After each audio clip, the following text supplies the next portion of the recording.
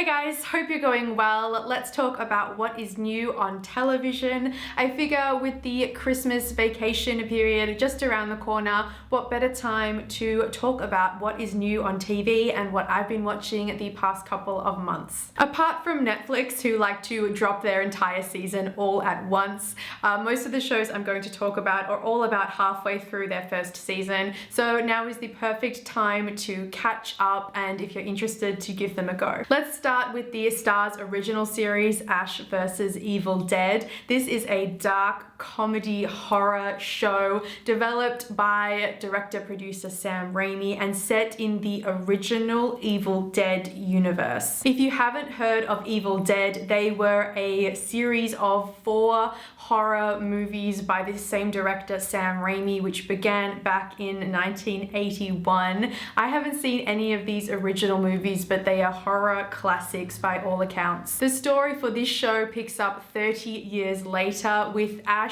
played by the same actor, Bruce Campbell, and he hasn't changed much since we've seen him last. He's womanizing, he's boozing, and he's still living in his trailer. Somehow these mysterious zombie-esque deadite things are trying to reign evil over the world again, and it's up to Ash to step up to the plate and try and save the day. This show is super gruesome. The body count is very high. Lots of chainsaws, hacking, body parts flying, so much blood spatter in your face. This isn't usually my preferred genre, these splatter gore fest shows, but I like how unapologetic this show is so far. It's cheeky, it's irreverent, and the journey is actually a whole lot of good fun. Next up is the Frankenstein Chronicles, and this is the only non-American show on my list today. It's a murder mystery series from the UK, only 6 episodes, so it's short and sweet. It first came to my attention because it stars Sean Bean, and I just have been a devout follower of his for so long, even though, to be honest, I find his acting really one note. I don't know why, but I just like him as an actor so much, even though I feel like he hasn't got that much range. I don't know, I find him a little bit like a Liam Neeson. Does anyone else get that kind of vibe? The show is set in 19th century London, and it's got this really Victorian gothic horror vibe going on. Sean Bean plays a cop, John Marlett, who is on the case of a serial killer. They discover the dead body of a child, which is actually a composite of several different bodies all stitched back together to make one gruesome body, and hence the Frankenstein reference, which does come into play. The author of the original book, Frankenstein, Mary Shelley, makes an appearance in this series as Marlett is trying to understand the psyche behind this serial killer. It's gritty, it's grimy in the back streets of ye old London as Marlett is trying to get to the bottom of it all. It's got some very interesting characters and strong writing along the way as well. It's a really chilling series and I'm really enjoying it. I just love Sean Bean, even though honestly he is a prolific mumbler. Sometimes I have such trouble understanding him with his accent and everything, but regardless, this is my only historical drama show that I'm mentioning today, and you guys know I love a good historical drama. This next show could be the strangest concept for a TV show possibly ever. That is Crazy Ex-Girlfriend. This is a musical comedy about a 30-something-year-old woman who leaves her cushy New York lawyer job behind and moves out to West Covina in California to follow an ex-boyfriend of hers from her younger years. Honestly, it's strange, but I love it. I am enjoying it so much. I have to be honest though, I feel like it's such a female-centric show, and it's not for everyone, straight up.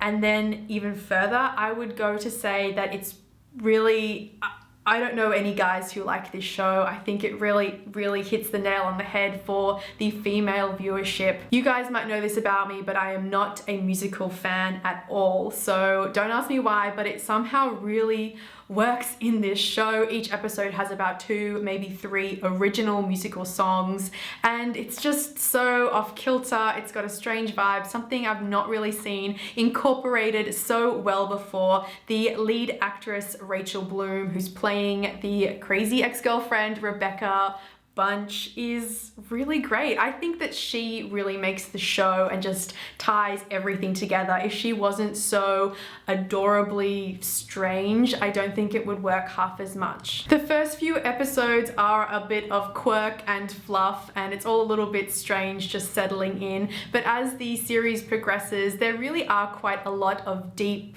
and very core truths that this show works towards, and I am really strangely into it. Moving on now to AMC's Into the Badlands. I think AMC had really high hopes for this show. They started playing it in the time slot directly after The Walking Dead, which, as you know, is one of their biggest shows on TV at the moment, but I don't quite think it's getting the reception that they were quite hoping for, and to be honest, I'm not sure how much I am enjoying it myself. The show is set in this dystopian future world called the Badlands, but the vibe for the show also has very strange feudal elements, colonial southern plantation vibes. It's really hard to put your finger on the genre that the show is going for. It's like a blend of so many different things. The land is divided up and led by barons who rule with an iron fist, and the top regent for this particular baron, played by Daniel Wu, his name is Sunny.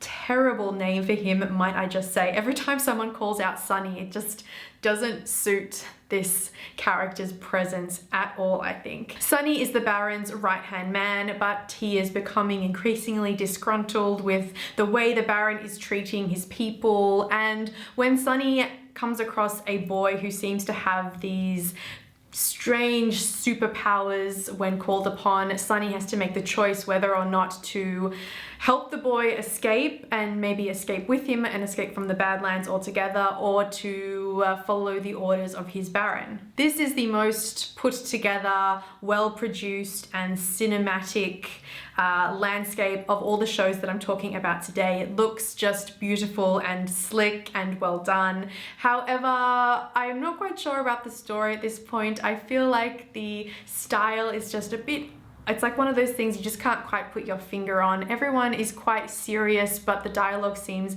a little bit stale. I am enjoying it so far. The most standout thing about this show would be the martial art fight scenes, and the fight choreography is amazing. I have to say, at the end of the first episode, Daniel Wu, who does have a very extensive martial arts background, has this fight scene in the rain against these bad guys, and it is the best fight scene I have seen on television all year. It is awesome. With only 6 episodes, it's really not a big commitment, and just the production values and the fight scenes, like I said, it's really worth checking this show out. Last up, I'm talking about the Netflix original comedy series Master of None. This has been created by comedian Aziz Ansari and also Alan Young, and it follows Aziz in the lead role of Dev as a 30-something-year-old actor in his daily life in New York, just kind of following him around in the day-to-day